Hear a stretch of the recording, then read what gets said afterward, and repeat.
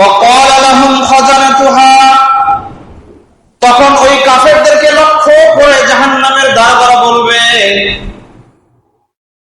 হে আল্লাহর বান্দা, তুমি আজকে জাহান্নামে আসলে, তোমাকে জাহান্নামে নিয়ে আসা হলো। আচ্ছা বলো তো দেখি, আলাম ইয়াতিকুম রাসূলুম মিনকুম ইয়াতলুনা আলাইকুম আয়াতি রাব্বিকুম ওয়া ইয়ানযিরুনাকুম লিকা ইয়াউমিকুম হাযা। হে আল্লাহর বান্দা, তোমার কাছে কি কোনো রাসূল যায় নাই?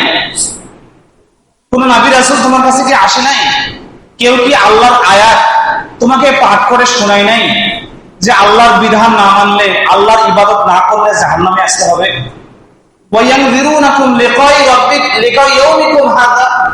আজকে যে তোমাকে এই দিনে সাক্ষাৎ করতে হবে, তোমার রবের কাছে আসতে হবে, এই বিষয়ে তোমাকে কি সতর্ক করে নাই? কে বলবে?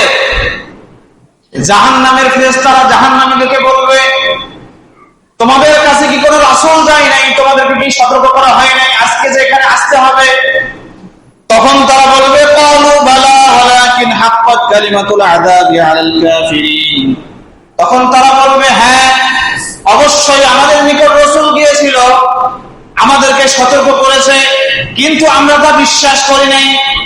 মূলত আজকে জাহান্নামীদের উপর আল্লাহর আযাব অবধারিত হয়ে গেছে বলেই তারা সেদিন সেখান থেকে রক্ষা পাবে না। সম্মানিত উপস্থিতি, তখন জাহান্নামের দারোগারা বলবে,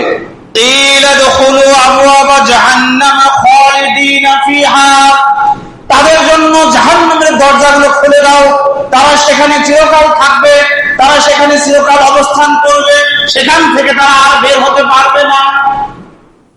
শেষ, জাহান্নামের দরজা খুলে দেওয়া হবে, তারা সেখানে চিরকাল থাকবে।